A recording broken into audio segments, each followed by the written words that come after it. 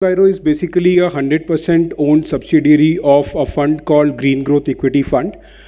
This fund is basically formed by Government of India through NIF and Government of UK through FCDO. This fund invests in climate-focused business. So various verticals where the fund has invested is solar power, waste management, water management, and electric vehicle charging infrastructure. This fund has raised till date 741 million US dollars. So I represent the waste management vertical of this fund. EverEnviro is basically the holding company which is having the entire waste management platform. EverEnviro in April 2021 has acquired the entire waste management business of ILFS India. ILFS was one of the pioneer companies in waste management, and through the NCLT process, the entire acquisition was done. And with that acquisition, we had 4 different verticals of waste management, which will be covered in the slides. Can you put up the slides, please? In the PDF also?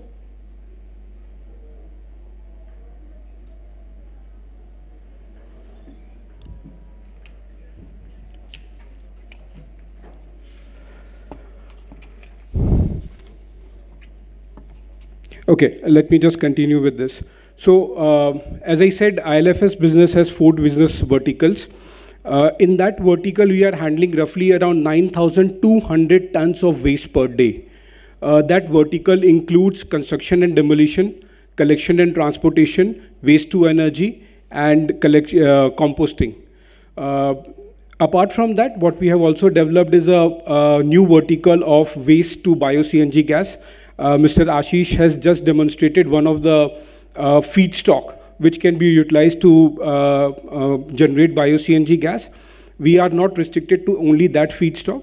We are working on right now 3 different kinds of feedstock to produce bio-CNG gas.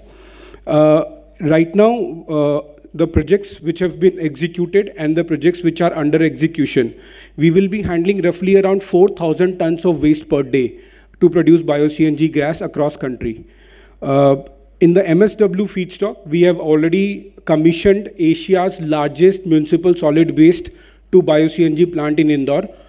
This plant can handle 550 tons of waste per day and can produce around 17,000 kg of gas, which goes into the transportation industries and various industrial use.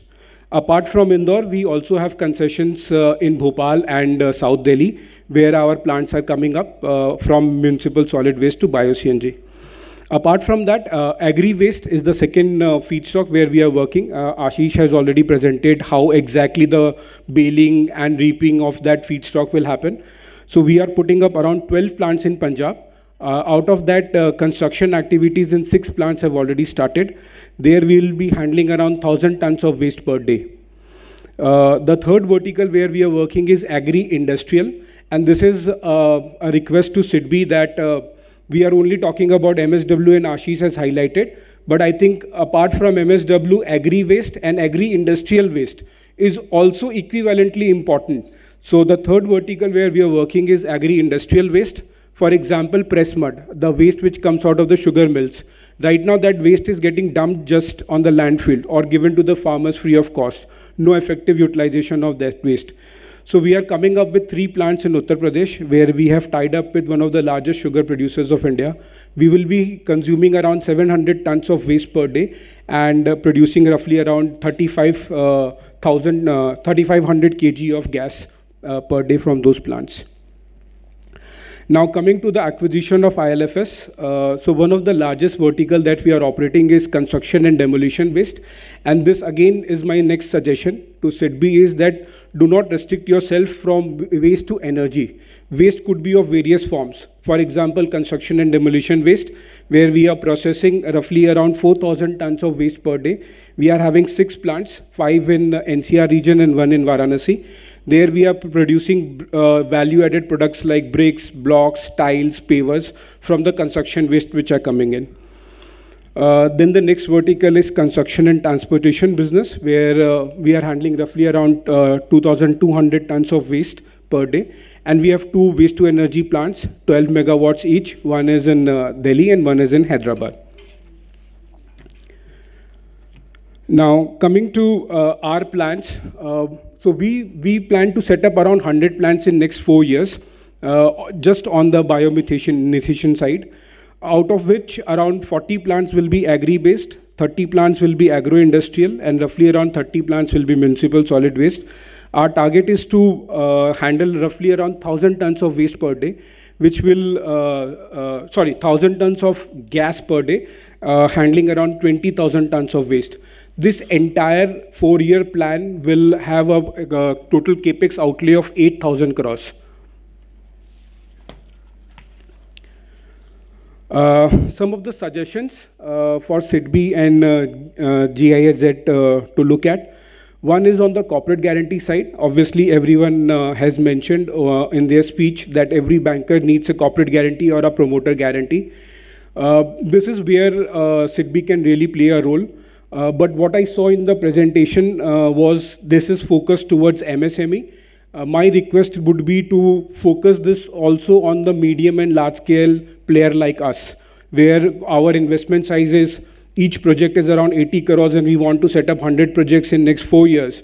So if you see that total capex of 8,000 crores, corporate guarantee requirement, even if you fund 20% would be roughly around 2,000 crores, right? So our request is to look at mid-term and large players on the corporate guarantee side. Second is obviously don't restrict yourself to the energy. Construction and demolition also plays a very important role. So you can look at sectors like that. Third is, though waste management and bio-CNG, bio-methanation is classified under priority sector lending by each of the bankers. However, that real benefit of priority sector lending is not passed on to us. When the bankers evaluate our project, they evaluate it like a normal manufacturing setup, right? So that real worth of waste management and all the benefits of waste management which comes along with the project is not being appreciated by the bankers as such. So probably with SIDBI and with other players like this, bankers will become more informative, and this will give impetus to the industry that the real benefit of PSL should be passed on to us. I don't know whether we'll reach that level of 2-3% of interest rate, but at least 6-7 is not bad enough. Last from my side is agro waste, where we are coming up with a lot of projects. Each bank have a system of agro-based infrastructure fund. And in that agro-based infrastructure fund, the amount of debt equity, the amount of commercials that the bank shares with us in terms of interest rate are very lucrative. So some of these waste management projects which come under the agri-infra can be classified there, and then the waste management sector can get the benefit of agri-infra projects. So these are few suggestions from my side. Thank you.